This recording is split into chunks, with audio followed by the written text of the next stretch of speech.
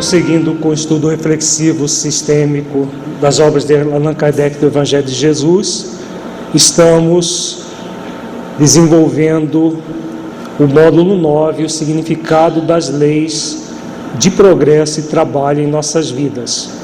O tema que trabalharemos no encontro de hoje é o autoconhecimento como instrumento para a maturação do senso moral.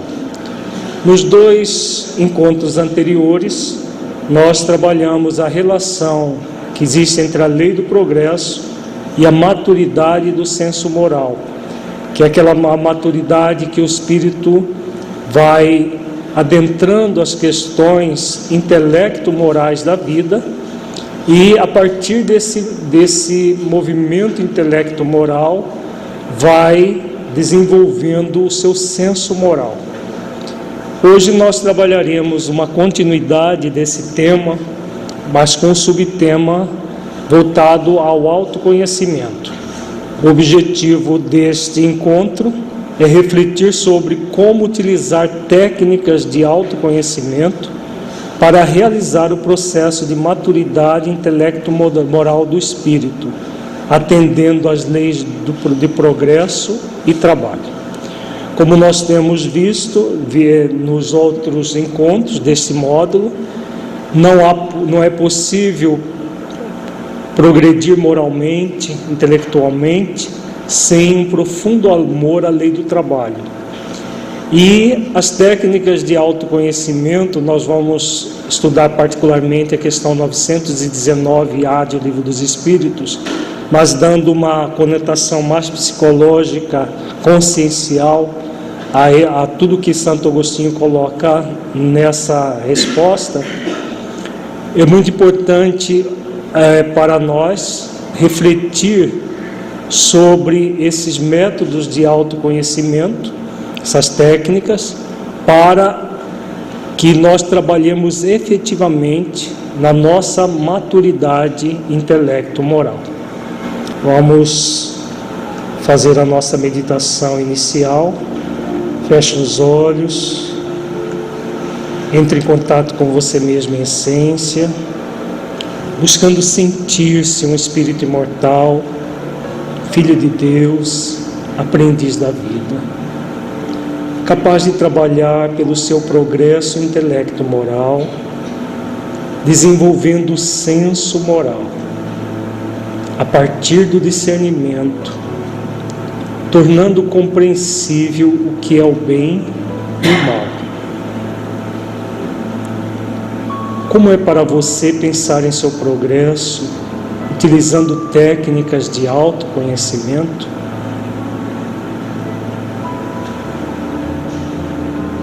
Como você sente essa realidade? Deixe os seus pensamentos e sentimentos fluírem, evitando qualquer mascaramento num processo de auto-engano. Seja verdadeiro, verdadeira com você, analisando-se com autenticidade.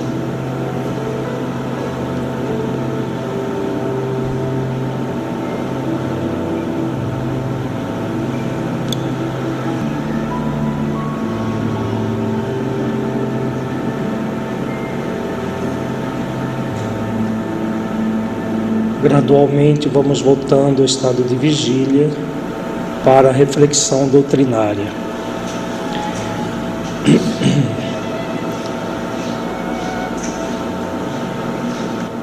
Vamos começar as nossas reflexões com base na questão 632 de O Livro dos Espíritos.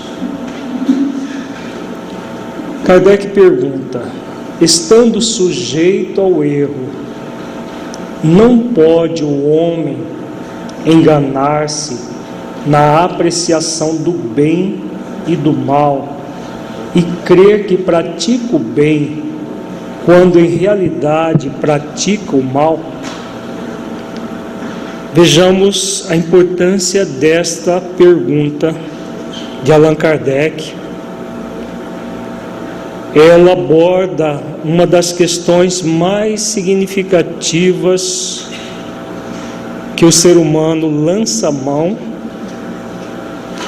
para permanecer num processo de máscara do ego. Ela aborda a questão do auto-engano. Então, a pergunta muito clara: não pode o homem enganar-se na apreciação do bem e do mal e crer que pratica o bem, quando em realidade pratica o mal? Em outras palavras, podemos dizer que Kardec está dizendo que muitas vezes nós podemos entrar no movimento de acreditar que estamos fazendo bem, seja nós mesmos, seja o nosso próximo, crendo que está havendo realmente um movimento ligado às leis divinas, e na prática nós estarmos no movimento contrário. Será que isso é possível? Não é possível? Não é possível as pessoas se enganarem, se auto-enganarem? A pergunta fala exatamente da questão do auto-engano. É possível que nós nos enganemos acreditando que estamos agindo bem e na verdade estamos agindo mal? Há essa possibilidade? Com toda certeza há. Então vamos ver a resposta dos benfeitores, que é muito significativa. Jesus disse: vede o que queríeis que vos fizessem ou não vos fizessem. Tudo se resume nisso: não vos enganareis. Que preceito é esse que eles lançaram mão? Fazer aos outros aquilo que gostaria que fosse feito a si. É um preceito evangélico muito profundo, ensinado pelo Mestre. Para que nós possamos verdadeiramente utilizar esse preceito, qual é a base dele? Qual é a base profunda desse preceito? Vejamos que ele exprime uma das dimensões da lei maior. Qual a dimensão que ele exprime? A caridade. A caridade que nos recomenda fazer aos outros aquilo que gostaríamos que fosse feito a nós. Então esse é o parâmetro: fazer aos outros aquilo que gostaríamos que fosse feito a nós. Mas vamos adentrar um pouco mais na reflexão e trabalhar algumas questões que nós observamos muito comumente no movimento espírita, de um modo geral. Existem pessoas no movimento que, acreditando que estão fazendo bem, praticam, por exemplo, o assistencialismo, produzindo até dependências nas pessoas. Elas falam assim: não, se tem gente com fome, vamos dar de comer, não importa como, não importa o que vai acontecer com essas pessoas. Essas pessoas acreditam que possam estar se equivocando, ou elas partem do pressuposto que, se elas estão com fome, ela gostaria que alguém desse a comida para elas? Provavelmente elas fariam essa reflexão, Por exemplo, trabalhos de curas que existem em muitos centros que se dizem espíritas. Será que as pessoas que fazem esse trabalho, elas fazem sabendo que podem estar produzindo mal às pessoas, gerando dependências psicológicas? A maioria das vezes não. A maioria, elas acham fielmente que elas estão praticando o bem, porque elas, se colocando no lugar do outro, falam: mas eu gostaria também, se eu tivesse doente, que alguém viesse e me curasse da minha doença. E aí? Então os benfeitores se equivocaram na resposta?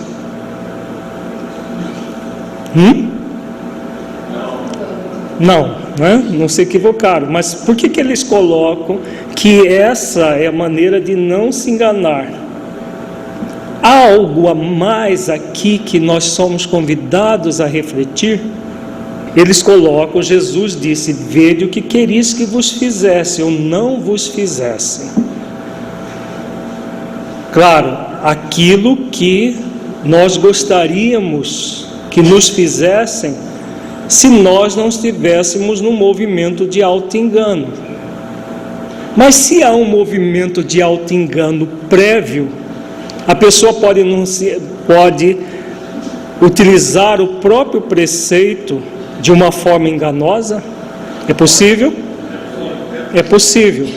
Quando nós pegamos o preceito e usamos o preceito de uma forma teológica, dogmatizada, muitas vezes nós distorcemos o próprio preceito. Para que não haja distorção, qual é a virtude fundamental a ser colocada aqui? Se o processo é enganoso na origem,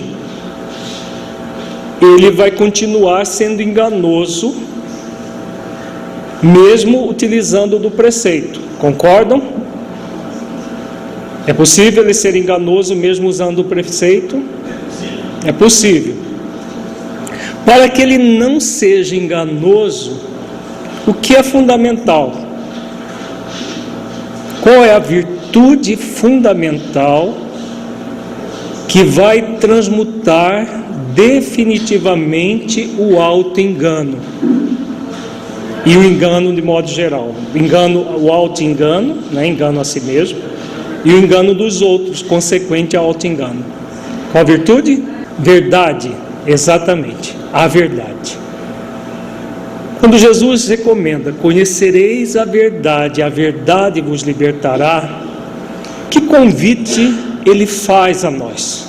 Que existe uma lei, a lei da verdade, existe uma virtude, a virtude da verdade. Nós já estudamos amplamente esse versículo no nosso módulo anterior, do nosso estudo reflexivo. Então, o conhecimento da verdade nos liberta de qualquer processo auto-enganoso, porque a verdade, ela não é de um jeito numa situação e de outro jeito noutra situação, ela é única, né? Vejamos, vamos voltar aos nossos exemplos. Então, numa situação da chamada cura, que acontece em muitos centros que se dizem espíritas, parece um ato de caridade, não parece? Mas caridade que gera dependência psicológica, dependência afetiva, dependência de um processo puramente ligado às questões materiais, é caridade de fato? Com base na verdade? Não. O assistencialismo puro e simplesmente é caridade de fato? Ou é simplesmente um processo de ansiedade de consciência que é colocado para ser, entre aspas, dissolvido pela doação ao outro, sem refletir profundamente o sentido de tudo aquilo? Então vejamos que quando nós colocamos a verdade em evidência, o que nós gostaríamos que as pessoas lá no nível mais profundo fizessem conosco? Se eu estivesse, por exemplo, numa situação em que eu tivesse focado numa visão superficial da vida e que tivesse querendo curar o meu corpo para continuar a agir de forma sensualista, como acontece comumente nessas questões de cura. O que uma pessoa em sã consciência gostaria que fizesse a ela? Que alguém viesse e retirasse o problema dela para ela buscar mais problemas no nível profundo? ou ela gostaria de ser bem esclarecida sobre o que está acontecendo com ela, com base na verdade das leis divinas, que ela está passando por efeitos de causas muito profundas, que processos expiatórios não se resolvem de uma hora para outra, que é todo um processo de transformação gradual que vai ocorrendo. Não é isso que nós gostaríamos que fosse feito a nós? Agora vejamos, quando nós vamos lá no âmago da questão, na essência da questão, nós não nos enganamos. Por quê? Não é possível se enganar com base na verdade. Quando nós sofismamos a verdade, criamos pseudo-verdades, pseudo-situações, aí sim, nós, mesmo utilizando o preceito, como nós acabamos de refletir, nós podemos nos enganar com base na mentira que nós transformamos em verdade.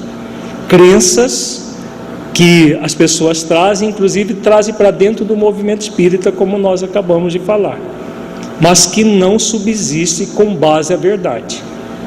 Então é muito importante ler bem as entrelinhas da questão.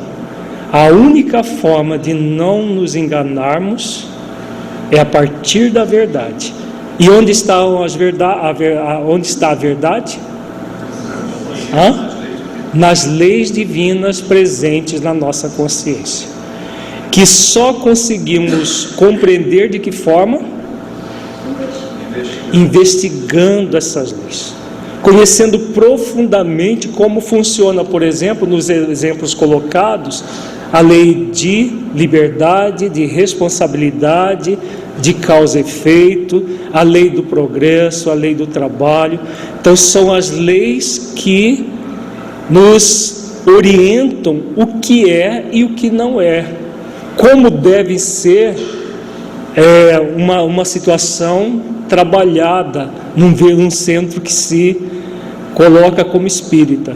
Um centro que se diz espírita deve vivenciar as leis ensinadas pelos mentores espirituais nas obras básicas e nas obras subsidiárias idôneas. Então vejamos que quando nós adentramos nessa verdade, a verdade ilumina todo o processo. As leis divinas no âmbito do espírito imortal, mas somente é possível analisar as leis divinas no âmbito do espírito imortal. Mas quando não se coloca no âmbito do espírito imortal, a pessoa está sofismando os conceitos. É o que nós falamos, né? Ela sofisma um conceito que é verdadeiro, mas por quê? Ela está focada no circunstancial. Do ponto de vista circunstancial, quem está com fome precisa simplesmente receber comida. Não importa se a pessoa vai continuar faminta da verdade. Quem está doente precisa ser curado. Não importa se a cura vai fazer com que ela fique pior espiritualmente. Agora, do ponto de vista do espírito imortal, muitas vezes a própria doença, como os benfeitores colocam, é a razão da cura da pessoa. É a forma como ela vai humildar-se espiritualmente, vai amansar a sua rebeldia para se tornar um espírito melhor. Então, por isso que existem as doenças muitas vezes, né? Doenças kármicas, doenças várias que vêm para nossas vidas para que nós nos tornemos espíritos melhores.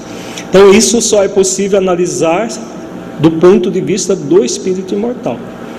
Por isso que não há sofisma quando nós entramos na verdade. A verdade das leis é para que haja iluminação das questões do espírito imortal. Agora vamos prosseguir adentrando no método para que nós possamos nos iluminar pela verdade. Fala-se tanto, né, da iluminação pela verdade, conhecereis a verdade vos libertará, a verdade das leis. Tudo isso, do ponto de vista do discurso, nós comumente falamos. Agora, como que isso pode ser traduzido na prática do nosso dia a dia, para que verdadeiramente nós nos iluminemos pela verdade? Vamos adentrar na questão 919 de O Livro dos Espíritos, 919 e 919A. Na questão 919, Kardec pergunta: qual o meio prático mais eficaz que tem o homem de se melhorar nesta vida e de resistir à atração do mal? Vejamos uma pergunta muito prática, muito significativa. Qual a lei que Kardec está abordando aqui na questão 919? Da maturidade do senso moral nesta existência. Ele não está falando do espírito imortal num processo de evolução para a de infinito. A pergunta aborda muito clara: tem o homem de se melhorar nesta vida, nesta oportunidade da existencial, resistindo à atração do mal. Vejamos que a pergunta é muito clara: essa resistência à atração do mal, que mal é esse? Que mal é esse que Kardec está falando aqui? Tudo que se afasta das leis divinas, exatamente. Então, esse mal está onde? Tendências que nós trazemos do nosso passado espiritual, de outras existências, que trazemos para esta existência, para serem trabalhadas. Vejamos, é importante entender a pergunta para entender a resposta, né? Atração do mal. Nós já vimos um tipo de atração, as tendências que nós trazemos, fruto da nossa ignorância, das leis, que nós trabalhamos, que nós desenvolvemos no passado espiritual, que estamos aqui para nos libertar. Todos nós estamos aqui para nos libertar gradualmente dessas tendências. O que mais? Processos de obsessão. Nunca devemos desconhecer essa realidade, a realidade do mundo espiritual. Há todo o movimento da dimensão espiritual, dos espíritos desencarnados, que vão nos levar ao mal, mas baseado em quê? Nas tendências que nós trazemos. Os espíritos não vão criar nunca, eles não vão criar nada em nós, mas vão aproveitar todas as tendências que trazemos para nos atrair ao mal. Então, quando nós reencarnamos, o que acontece quando nós reencarnamos? Propósito existencial e um programa existencial. O propósito é a principal virtude a ser desenvolvida nesta existência, e o programa existencial, o bem que nós vamos desenvolver. Quando nós focamos no bem, o que acontece com o mal? Deixa de existir. Nós resistimos ao mal, produzindo o bem em nós mesmos e o bem fora de nós. Concordam? Então, esse é o nosso propósito, nosso programa. Todos nós reencarnamos com esse objetivo, com esse sentido maior. Agora, quando nós chegamos aqui, como que acontecem as coisas? Então é porque nós esquecemos do processo, do programa e do propósito que acontecem problemas? Então é a lei divina responsável pelos nossos fracassos, pelas nossas dificuldades. Porque existe uma lei chamada a lei de esquecimento, que é a lei para nos proteger dos desmandos que fizemos e nos dar um fôlego. É o esquecimento o problema, porque intuitivamente nós sabemos sim qual é o programa e o propósito. A consciência nos avisa. Qual é o problema, gente? O auto-engano. Esse é o grande problema. Nós chegamos aqui e nós queremos viver de férias, viver os prazeres da vida e não os deveres da vida.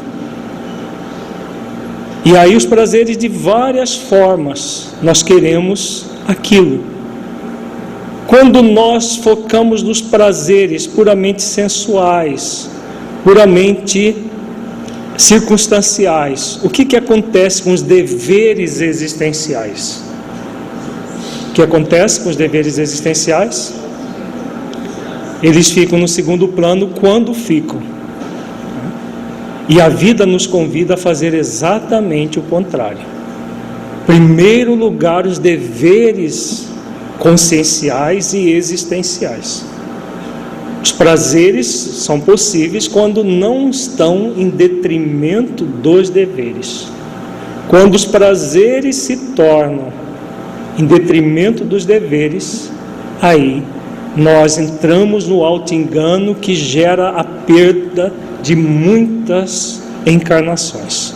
Então vejamos que a pergunta é muito clara. Qual é o meio prático que nós vamos nos libertar disso tudo? Libertar definitivamente do auto-engano.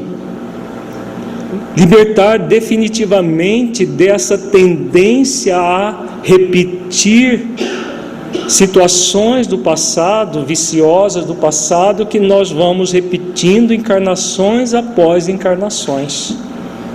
Qual é o meio prático de fazer isso? Vejamos a resposta, todo mundo acho que sabe na ponta da língua. Um sábio da antiguidade vô-lo disse: conhece-te a ti mesmo. Então aqui é uma referência a uma fala de Sócrates, que preconizava o autoconhecimento como um meio para resistir à atração do mal, produzindo bem dentro de si mesmo e a coletividade.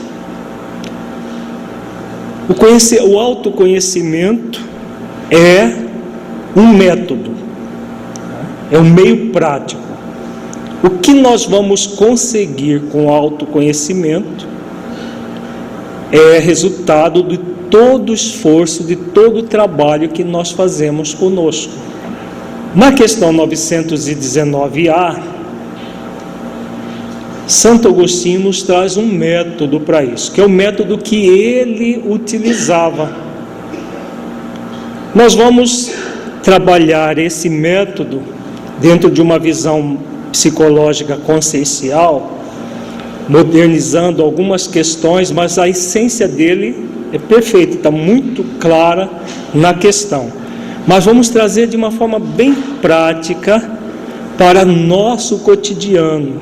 O que nós, aqueles de nós que já estamos conscientes dos deveres a serem praticados, renunciando aos prazeres que muitas vezes gostaríamos, mas que com foco no dever, nós nos libertamos dessa atração do mal, da viciação do mal. Então vejamos a pergunta de Kardec. Conhecemos toda a sabedoria desta máxima, porém a dificuldade está precisamente em cada um conhecer-se a si mesmo. Qual o meio de consegui-lo? Então, pergunta mais prática do que essa não existe, né? Qual é o meio? É a forma bem prática, pragmática do dia a dia. A psicologia moderna, a psicologia consciencial, transpessoal consciencial, que Joana de Ângelo é uma das principais divulgadoras dessa psicologia dentro do movimento espírita, ela nos traz uma série de reflexões que nós podemos utilizar de forma muito prática no dia a dia. Uma das técnicas utilizadas é o diálogo interno. O diálogo interno é uma técnica de autoconhecimento em que a pessoa vai utilizar de recursos reflexivos para dialogar consigo mesmo. Por isso chama-se diálogo interno, fazendo autoquestionamentos. É exatamente o método que Santo Agostinho usa, que ele utiliza nessa resposta, e que hoje a psicologia vem trabalhando de uma forma muito efetiva nessa técnica. Então, diálogo interno.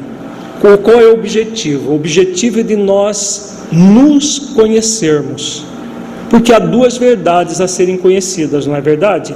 Nós vimos também no módulo passado. Quais são as duas verdades? A verdade interior e a verdade universal. A verdade interior são as nossas tendências interiores, tanto as tendências ao mal que trazemos, quanto as tendências ao bem que já desenvolvemos, que já temos trabalhado em nós. Conhecer tudo isso é muito significativo e importante para que nós possamos direcionar a nossa vida adequadamente. Então, conhecer as tendências e conhecer a verdade, que são as leis, para que nós possamos fazer a reflexão em cima da verdade das leis divinas, para de forma alguma nós entrarmos no movimento auto-enganoso.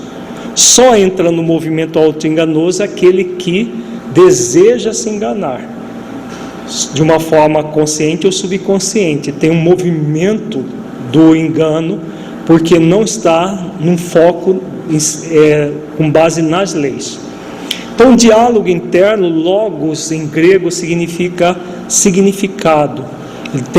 É buscar um significado nas várias questões da vida.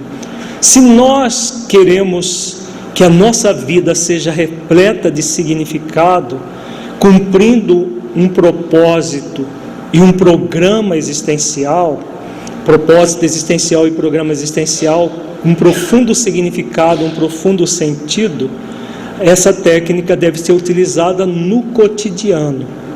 Assimilar essa técnica em nossas vidas é fundamental, porque quanto mais nós utilizamos dessa técnica, mais nós nos conhecemos, nós vamos sentir a proteção divina, nós vamos sentir a providência divina e a previdência divina, que são as próprias leis da nossa consciência. Então vejamos o método de Santo Agostinho, dentro dessa ótica que estamos trabalhando, consciencial. Ele começa dizendo: fazei o que eu fazia quando vivi na terra. Ao fim do dia, interrogava a minha consciência, passava a revista ao que fizera e perguntava a mim mesmo se não faltara algum dever, se ninguém tivera motivo para de mim se queixar. Foi assim que cheguei a me conhecer e a ver o que em mim precisava de reforma. Vejamos, esse primeiro parágrafo, ele já coloca toda a essência do método do diálogo interno, do chamado modernamente diálogo interno, que é esse questionamento. Passar em revista é fazer perguntas para si mesmo. Ele pergunta aqui: se não faltar algum dever. Então, qual é a baliza? Dever consciencial. O dever consciencial, ele tem a ver com a lei do dever e tem a ver com outra lei. Que lei é essa? Amor, justiça e caridade. A lei maior. Por quê? É ela que vai nortear os nossos deveres. Tudo deve ser amoroso conosco, com o outro, justo conosco e com o outro, caridoso conosco e com o outro. Não são essas as balizas do dever consciencial? Então, se nós fizermos perguntas para nós: isso que eu estou querendo, o que eu estou fazendo, é amoroso comigo? É amoroso com o outro? É justo comigo? É justo com o outro? É caridoso comigo? É caridoso com o outro? Nós vamos ter muito claro as respostas. Há como se auto-enganar assim? Veja, se passar pela peneira do amor, não é amoroso, porque eu acho que eu gostaria muito disso. Tem a peneira da justiça. A justiça trata de quê? Direitos e deveres. Nosso maior direito, ser feliz.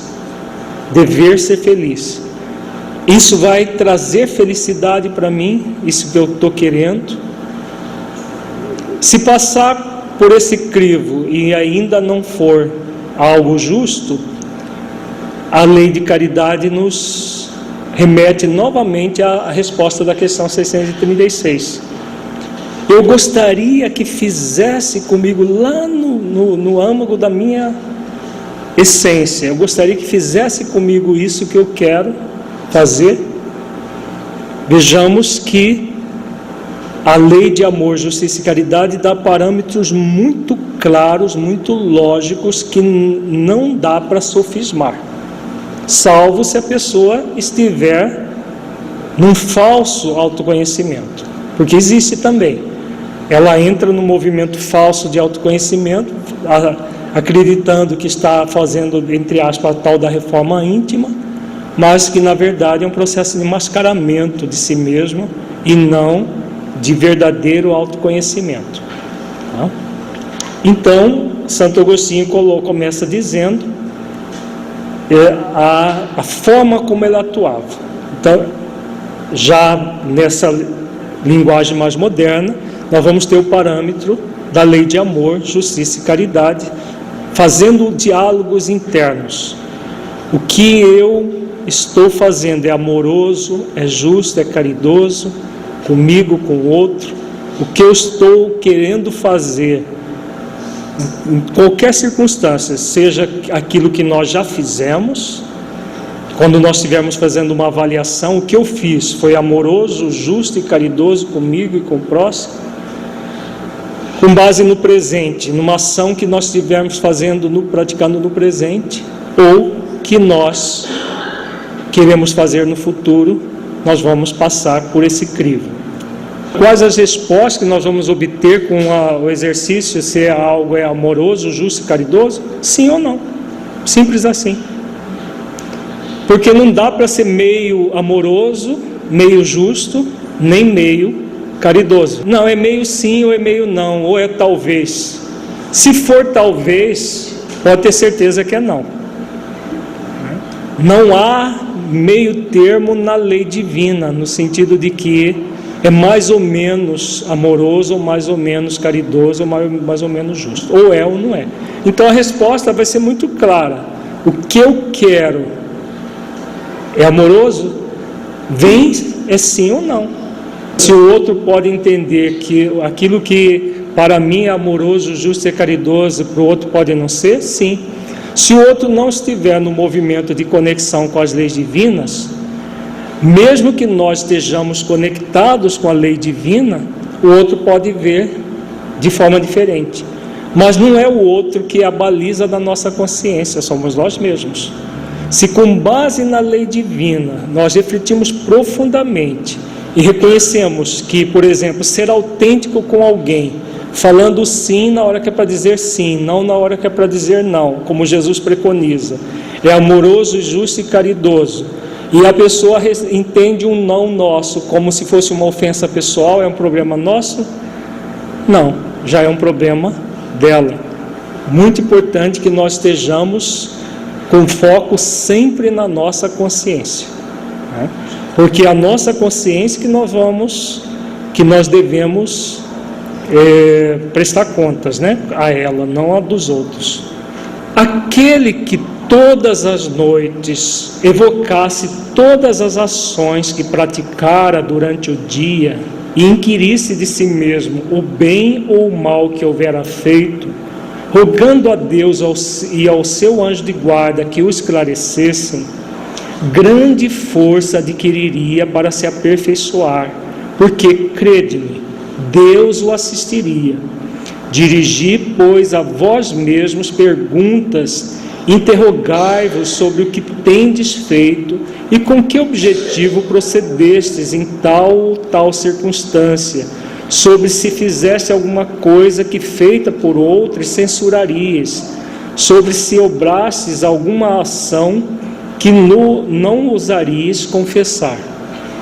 Então vejamos aqui, Santo Agostinho coloca mais algumas balizas importantes no diálogo interno, no autoquestionamento, que vai nos proporcionar o autoconhecimento. Que baliza é essa que ele coloca? Quando nós vimos a questão 636, aliás, quando nós estávamos refletindo sobre a pergunta 919, nós falamos sobre o mal, né? O mal que vem de dentro de nós e o mal que vem de fora de nós, das influências espirituais.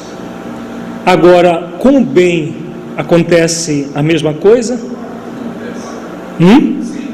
Sim, acontece. Existe a propensão ao bem e a vontade de praticar o bem que vem de dentro de nós. E vem de onde também? A influência dos bons espíritos, do nosso anjo de guarda e diretamente do Criador, de Deus.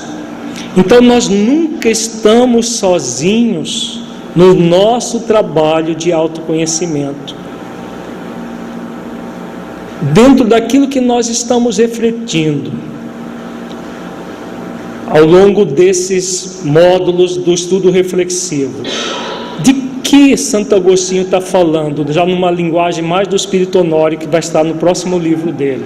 Buscar a Deus e anjo da guarda, que vão nos estimular que tipo de força em nós? A força endoevolutiva. A força endoevolutiva não vem das leis? O que Deus estimula em nós? Não são exatamente essa força que provém diretamente dele? Então a força endoevolutiva é aquilo que vem de Deus para nós, que deve acionar qual força em nós? A autoevolutiva. Eu quero melhorar, eu quero utilizar de toda a minha vontade em sintonia com a vontade divina.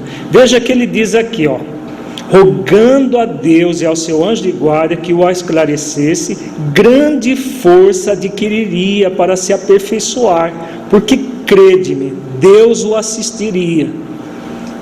Deus não tem como criar em nós a força autoevolutiva, concordam? Não, por que não? A autoevolutiva é a pessoa com ela mesma, a vontade dela. Agora, a força endoevolutiva, quando nós nos conectamos com a força autoevolutiva, ela fica mais intensa em nós? Ou não? Ela fica mais viva em nós. Ela sempre existe, ela sempre está viva, independente da pessoa estar acionando a força autoevolutiva ou não. Mas ela se intensifica. É o que ele diz aqui: grande força adquiriria para se aperfeiçoar. Então essa força que vem de Deus faz com que a pessoa se intensifique na forma de se conhecer, se libertando de todo e qualquer auto-engano, porque ela quer isso. Veja que Santo Agostinho coloca que a pessoa pratica, ela entra nesse processo de interrogação de si mesma, com esse objetivo de, por ela mesma, autoevolutiva, querer se melhorar. Então, eu quero me melhorar. Então, se eu quero me melhorar, eu vou ser fortalecido com... Qual é o meio de nós nos fortalecermos com a energia divina e do anjo de guarda? A oração. Então, a oração é um instrumento que nós vamos utilizar para auxiliar no trabalho do autoconhecimento. Se eu quero me conhecer verdadeiramente, se eu quero me libertar de todo auto-engano, eu vou orar e vou rogar auxílio do meu anjo de guarda, que me conhece na intimidade, nas minúcias. Deus, que é o meu Criador, também me conhece nas minúcias e que está o tempo todo enviando as suas energias para me auxiliar. Agora, quando nós fazemos isso com o nosso esforço, o que acontece com essa energia? Ela multiplica. Por isso que ele fala aqui, grande força adquiriria para se aperfeiçoar. Então, aqueles de nós que reclamando, eu quero muito me conhecer, mas eu não sou capaz. Quando eu vou meditar, quando eu vou refletir, surge um monte de pensamento na minha mente e eu não consigo, não dou conta, não adianta. O que essa pessoa está querendo de fato? Ela está desejando se auto-enganar, acreditando que um processo que é uma construção diária vai acontecer num átimo de segundos, porque ela desejou e pronto, e tudo vai surgir na mente dela. Vejamos que Santo Agostinho, ele coloca que ele fazia diariamente isso. Então o trabalho de autoconhecimento não é para de vez em quando, é para um processo diário, é o diálogo interno, e não é, ele fala do método que ele utilizava de fazer isso no final do dia. Pode ser feito, mas pode ser feito também ao longo do dia. Nas atitudes que você está tendo, você praticar o diálogo interno, porque na verdade o método não é Santo Agostinho que ensina. Quem é que ensinou esse método?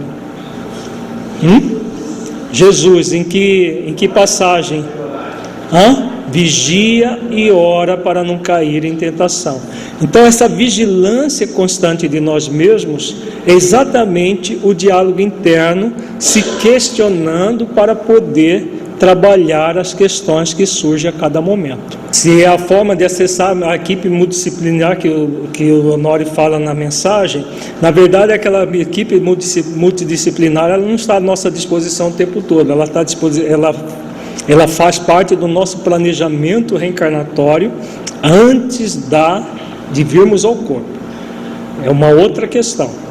Nós vamos acionar sempre o nosso anjo de guarda, que tem toda a nossa ficha reencarnatória, toda a programação. Aí sim, ele vai estar sempre à disposição para coadjuvar os nossos esforços. Nunca para realizar os esforços por nós, mas nos auxiliar nesses esforços. Perguntai ainda mais: se aprovesse a Deus chamar-me neste momento, teria que temer o olhar de alguém ao entrar de novo no mundo dos espíritos, onde nada pode ser ocultado? O que Santo Agostinho fez aqui? É uma técnica também muito interessante. Nós estudamos esse fenômeno no módulo sobre a desencarnação,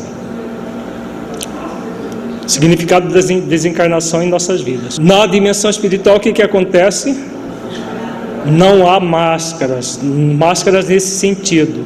Nós nos revelamos como nós estamos. Então o que Santo Agostinho faz aqui? Ele utiliza uma técnica muito interessante, que é na psicologia moderna se chama projeção no futuro. Então, se eu estivesse no dia da desencarnação, que pode ser hoje também, mas comumente não é nessa hora que a gente faz esse tipo de reflexão, mas no momento da minha desencarnação, eu ficaria com medo daquilo que pudesse acontecer comigo, no sentido de que eu temeria o olhar de alguém. Esse olhar de alguém, que olhar que é o mais importante nessa hora? O nosso próprio. É o nosso próprio olhar ao entrar no mundo dos espíritos, porque nós vamos entrar nesse mundo sem máscaras, sem nenhuma máscara, nu e cru, como nós desencarnamos. Então, qual é o objetivo desse questionamento aqui? Perceber o auto-engano. Exatamente. A pessoa que faça análise nesse sentido, ela vai perceber o auto-engano que ela está vivendo. Examinai o que pudeste ter obrado contra Deus, depois contra o vosso próximo e finalmente contra vós mesmos. As respostas vos darão o descanso para a vossa consciência, ou a indicação de um mal que precise ser curado. Então ele continua dando balizas, parâmetros. O que é obrar contra Deus? Deus é a força onipotente do universo. Será que nós podemos fazer alguma coisa contra Deus? Não. Quando nós fazemos contra as leis divinas na nossa consciência. Então qual é o parâmetro maior para a gente aferir isso? A lei maior, a lei de amor, justiça e caridade. Então voltamos lá. Se a atitude é amorosa, justa e caridosa.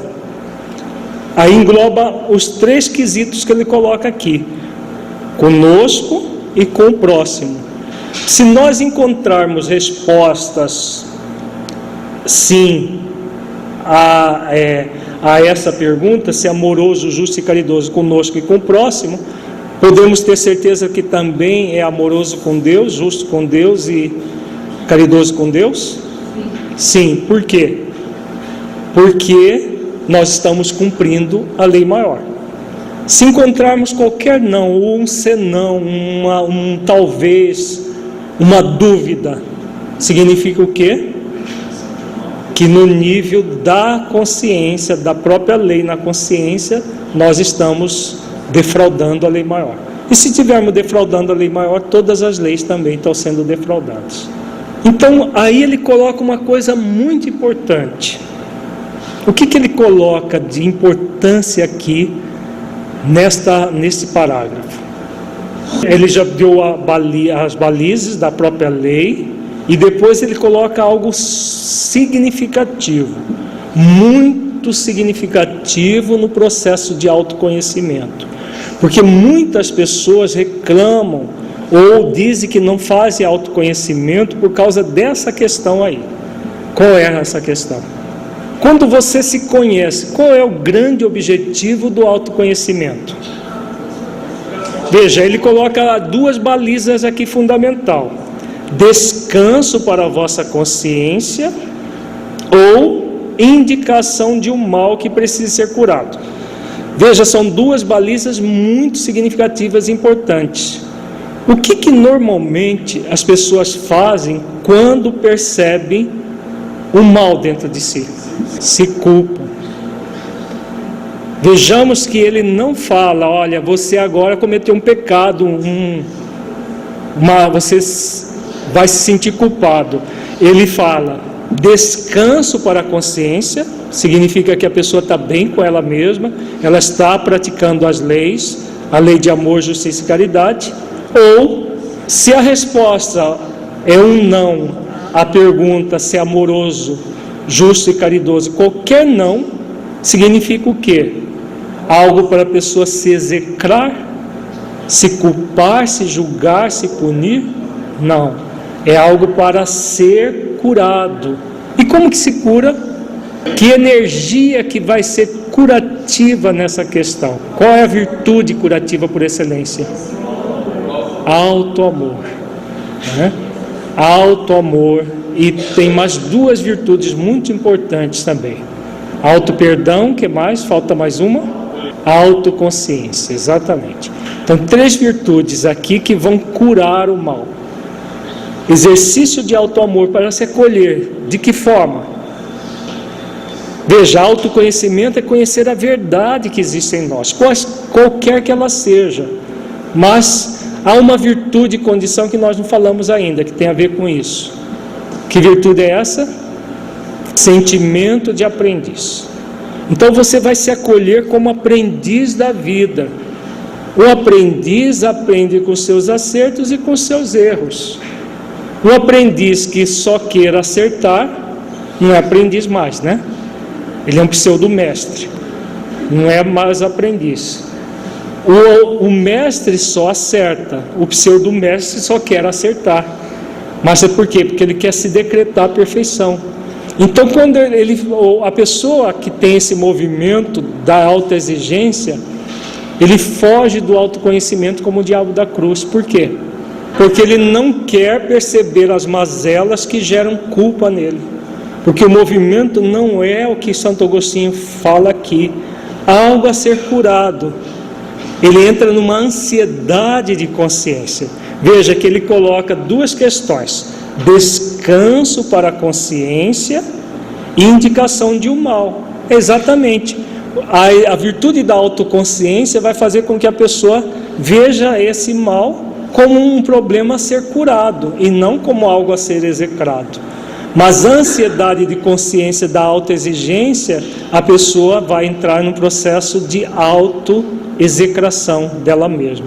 Ela se sente culpada e ela se condena e se pune por isso. Então, nada disso está ligado ao autoconhecimento. O autoconhecimento, Joana de Ângeles compara a um parto. Ele tem uma certa dor, não é verdade? Mas ele produz vida. Então ela chama o autoconhecimento a um mecanismo de um parto em que a pessoa está produzindo vida em abundância para ela mesma. Ela produz uma nova pessoa a partir do autoconhecimento. Então só é possível isso a partir de um movimento verdadeiro consigo mesmo. Então a pessoa reconhece a verdade para que a verdade a liberte. Num processo aí entra as virtudes da avaliação, de suavidade, leveza e contentamento. Contentamento com o quê? Com as percepções que ela traz de descanso para a consciência ou daquilo que ela é convidada a curar, do mal a ser curado apenas, e não para ser execrado. O conhecimento de si mesmo é, portanto, a chave do progresso individual. Mas direis, como há de alguém julgar-se a si mesmo? Não está aí a ilusão do amor próprio para atenuar as faltas e torná-las desculpáveis? O avarento se considera apenas econômico e previdente. O orgulhoso julga que em si só há dignidade. Isso é muito real, mas tendes um meio de verificação que não pode eludir-vos.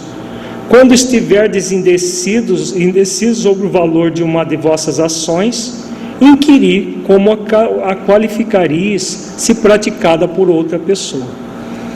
Então aqui ele utiliza outro recurso, que é o método comparativo. Mas antes disso vamos refletir, voltando a refletir linguagem do século XIX. Na época era comum esse movimento de auto-julgamento. O auto-julgamento dentro de uma visão psicológica moderna é inadequado. Vejamos que Santo Agostinho não está falando de auto-julgamento. Ele está falando daquilo que modernamente se chama de autoanálise. A autoanálise é muito significativa e importante. Você vai se analisar observando-se amorosamente. Modernamente, a palavra julgamento remete à condenação e à punição, que são os processos ligados à culpa. Então, não vai se julgar a si mesmo, vai se analisar a si mesmo, analisar-se amorosamente. Então, quando se analisa amorosamente, com base na verdade, o que vai acontecer? Exatamente os parâmetros que nós acabamos de ver. Ou a pessoa entra na paz de consciência, ou ela observa algo a ser curado dentro dela mesma. Agora, quando a pessoa tem um movimento do auto-engano, ela não está interessada na verdade, o que ela faz? Exatamente o que ele diz aqui. O avarento se considera apenas econômico e previdente. O orgulhoso acha que ele está fazendo uso da dignidade dele, e assim por diante. Esse é o movimento auto-enganoso por excelência, que é aquele movimento da pessoa fugir da verdade. E aí ele utiliza a técnica. Mas se você observar outra pessoa agindo dessa mesma forma, você veria essa outra pessoa dessa forma? Vejamos que aqui também ele coloca algo muito significativo. Nós temos de um lado a culpa e do outro lado, desculpa. tanto uma quanto a outra são nocivas. A culpa leva ao movimento de ansiedade de consciência, da pessoa entrar no movimento de se culpar e se punir, né? De se julgar, se condenar e se punir. A desculpa leva a pessoa a justificativas autoenganosas. Então os dois movimentos andam juntos, como se fossem movimentos pendulares. Uma hora a pessoa está na culpa, outra hora está na desculpa. Quando ela vai para a desculpa, ela culpa os outros pelas situações, pelas circunstâncias que ela vive. Depois ela volta para a culpa e assim. Algumas pessoas têm um movimento de culpa mais intenso, outras têm mais de desculpa mais intensificado. Mas de uma certa forma há o movimento pendular. E aí o importante é não nos iludirmos. Novamente ele volta àquilo que é real, aquilo que é verdadeiro. Aquilo que é verdadeiro faz com que nós não nos iludamos com aquilo que queremos para as nossas vidas. Continuemos aqui. Se a censurais noutrem, não na poderia ter por legítima, quando fordes o seu autor, pois que Deus não usa de duas medidas na aplicação de sua justiça. Procurai também saber o que dela pensam os vossos semelhantes, e não desprezeis a opinião dos vossos inimigos, porquanto esses nenhum interesse têm em mascarar a verdade, e Deus muitas vezes os coloca ao vosso lado como um espelho, a fim de que sejais advertidos com mais franqueza do que o faria um amigo.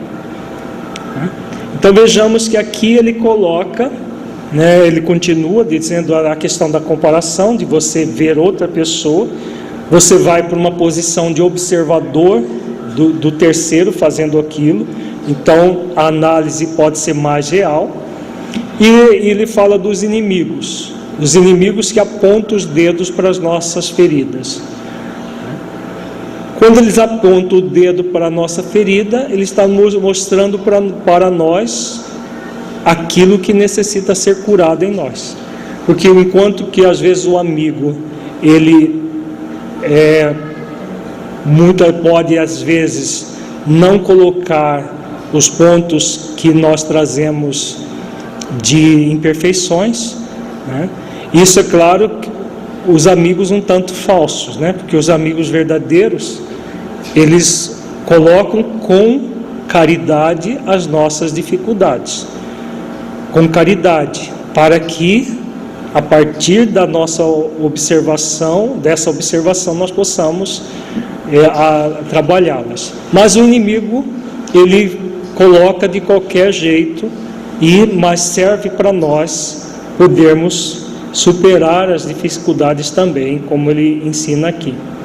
Perscrute, conseguintemente, a sua consciência aquele que se sinta possuído do desejo sério de melhorar-se, a fim de extirpar de si os maus pendores, como do seu jardim arranca as ervas daninhas, de balanço no seu dia moral, para a exemplo do comerciante, avaliar suas perdas e seus lucros, e vos asseguro que a conta destes será mais avultada que a daquelas.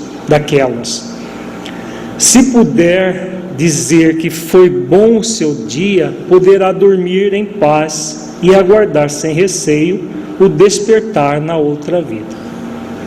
Então vejamos que aqui ele fala dos resultados do processo do autoconhecimento.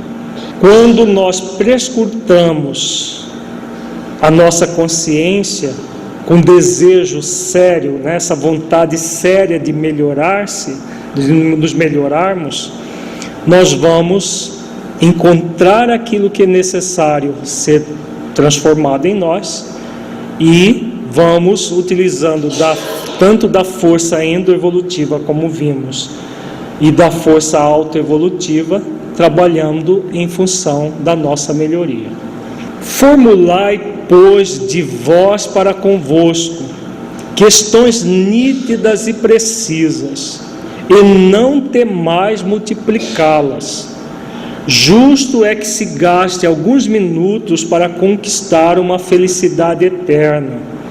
Não trabalhais todos os dias com o fito de juntar haveres que vos garante repouso na velhice?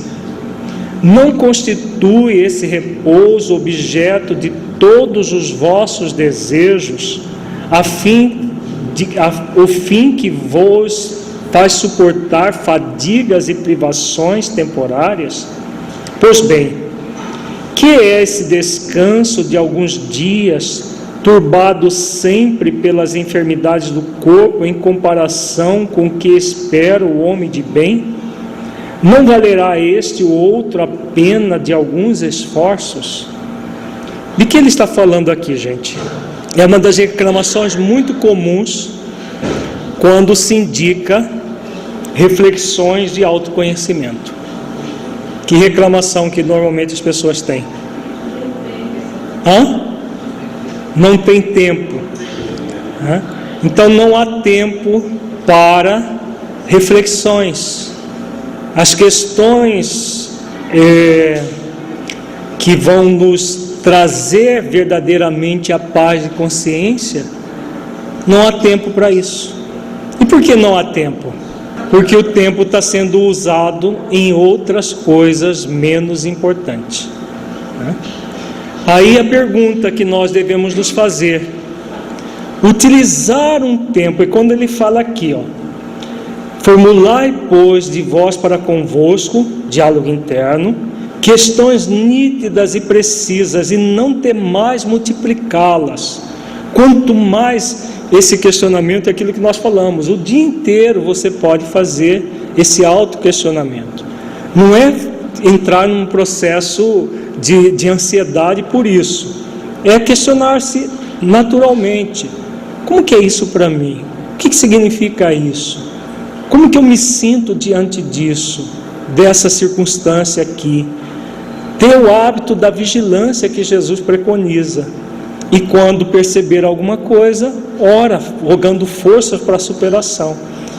Agora, a maioria reclama que não tem tempo, a maioria reclama que tem coisas muito mais importantes para fazer. Será que nós temos coisas muito mais importantes do que nos conhecermos para evoluir enquanto espíritos imortais? Essa é uma interrogação que fica para nós refletirmos. Porque se nós não nos damos tempo para refletir sobre as questões profundas da vida, quando é que vamos refletir? Depois que a gente desencarna, a gente cuida dessas coisas, não é? Ou quando ficar velho. Quem garante que você vai ficar velho para cuidar dessas coisas? E quando tiver, de repente você já está com Alzheimer, né? Porque não habituou a usar a mente adequadamente, fica velho com Alzheimer que esquece até de si mesmo. Então, o tempo de autoconhecimento é aqui e agora. Utilizar de todos os recursos aqui e agora. Como ele diz aqui, né? Não valerá este ou outro a pena de alguns esforços. Então, quando nós fazemos esforços, nós vamos crescer, nós vamos evoluir, e aí a felicidade vem como uma consequência. Sei haver muitos que dizem ser positivo o presente e incerto o futuro. Ora, esta é exatamente a ideia que estamos encarregados de eliminar do vosso íntimo, visto desejarmos fazer que compreendais esse futuro, de modo a não restar nenhuma dúvida em vossa alma.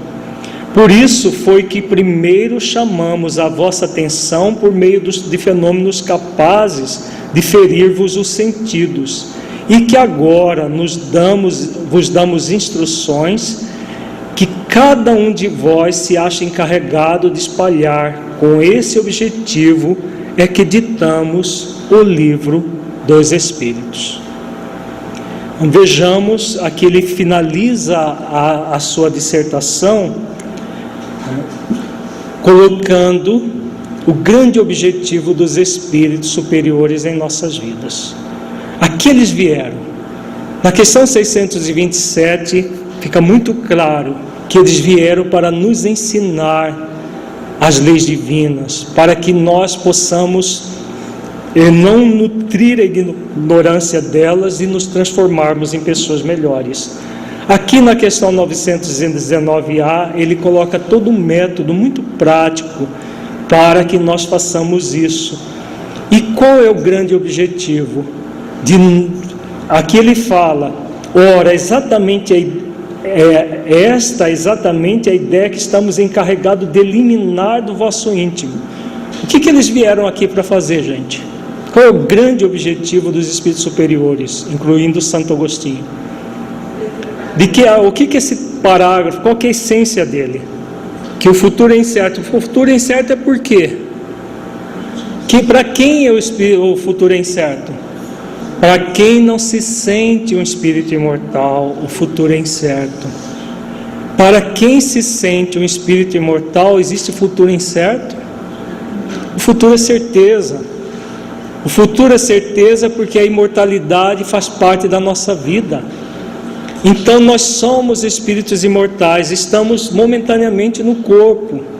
Então é essa visão que é a visão do autoconhecimento. Você se conhecer não simplesmente para resolver problemas circunstanciais aqui e agora, mas para trabalhar as questões existenciais e profundas do ser que você é.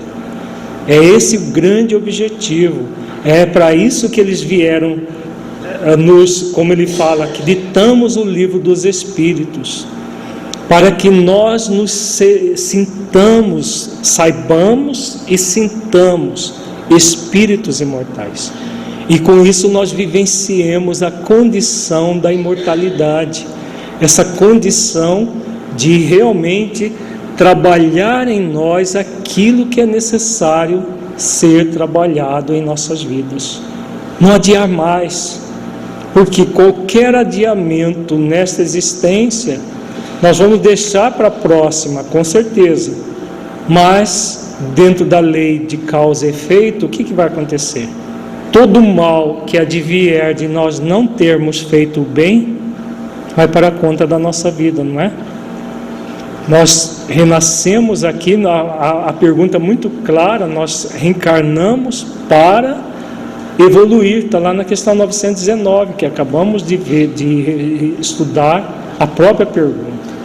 E quando nós não utilizamos desse recurso para evoluir, nós simplesmente adiamos. E todo o mal que advier disso vai para a nossa conta da vida. Então ele fala que eles vieram e nos trouxeram o livro dos Espíritos. Mas para quê? Para que nós nos transformemos. Chegou o momento, que Allan Kardec fala da era da transformação moral de consciências. A transformação moral começa em nós, e a partir de nós vamos espalhar essa boa nova a todos aqueles que estão sintonizados com ela. É o que o Projeto Espiritizar vem fazendo, né? Nós estamos transmitindo essas reflexões para o mundo todo. Muitas pessoas estão nos assistindo pelos vários países, pelos vários estados do Brasil. Depois fica gravado lá na internet para espalhar essa verdade que todos nós somos convidados a assimilar em nossos corações, vivenciar e trabalhar efetivamente com ela. Vejamos agora um comentário de Kardec, que ele faz um resumo da resposta. Muitas faltas que cometemos nos passam despercebidas. Se efetivamente, seguindo o conselho de Santo Agostinho, interrogássemos mais a miúde a nossa consciência, veríamos quantas vezes falimos sem que o suspeitemos, unicamente por não prescrutarmos a natureza e o móvel dos nossos atos. A forma interrogativa tem alguma coisa de mais preciso do que qualquer máxima, que muitas vezes deixamos de aplicar a nós mesmos. Aquela exige respostas categóricas por um sim ou não, que não abrem lugar para qualquer alternativa e que são outros tantos argumentos pessoais. E pela soma que derem as respostas, poderemos computar a soma de bem ou de mal que existe em nós. Então vejamos que Kardec faz um resumo, colocando exatamente isso que nós até respondemos para o Adriano. As respostas a perguntas muito claras, principalmente essa, se é amorosa, justa e caridosa na nossa atitude, ou é sim, ou é não. Não tem como sofismar isso. Enquanto preceitos nós podemos sofismar, o autoquestionamento e a busca sincera das respostas, não há o que duvidar. E aí, diante de um não, nós percebemos algo a ser curado. Diante de um sim, a nossa consciência permanece em paz, descansada a partir daquele sim. A pergunta se é amorosa, justa e caridosa a nossa atitude. Se nós estamos realmente produzindo maior soma de bem ou de mal a nós mesmos e ao nosso próximo. Vamos para a nossa avaliação reflexiva, então. Feche os olhos.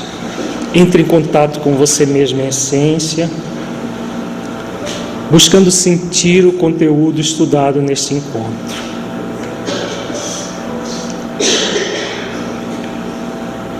O que você entendeu do conteúdo que se aplique à sua vida?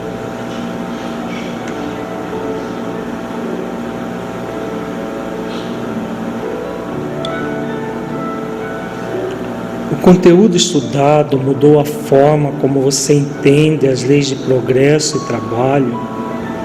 Caso positivo, que mudança foi essa?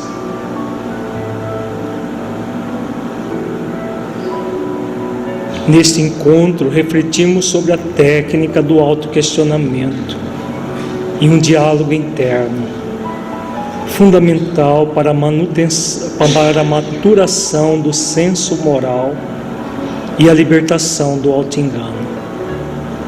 Como você se sente em relação ao trabalho de se autoconhecer, ao trabalho de conhecer a verdade das leis divinas e da verdade interior? Você tem buscado trabalhar efetivamente para o seu aprimoramento, utilizando essa técnica de autoconhecimento?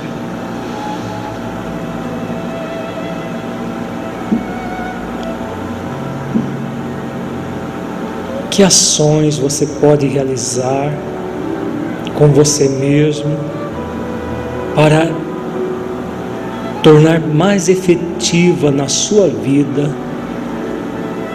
esse diálogo interno do autoquestionamento?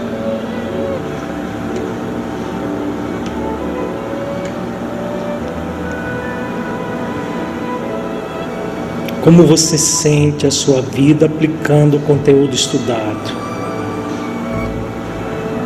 Você sente que ele pode melhorar a sua vida em sua busca de autotransformação e nas suas atividades na prática do bem?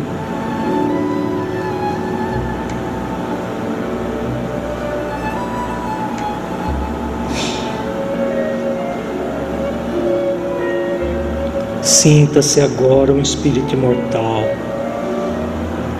que traz em si mesmo a determinação divina de evoluir até a perfeição relativa, pelo conhecimento pleno e cumprimento das leis divinas, pela prática das virtudes e pela busca da unidade com Deus. Mergulhe profundamente nessa verdade espiritual.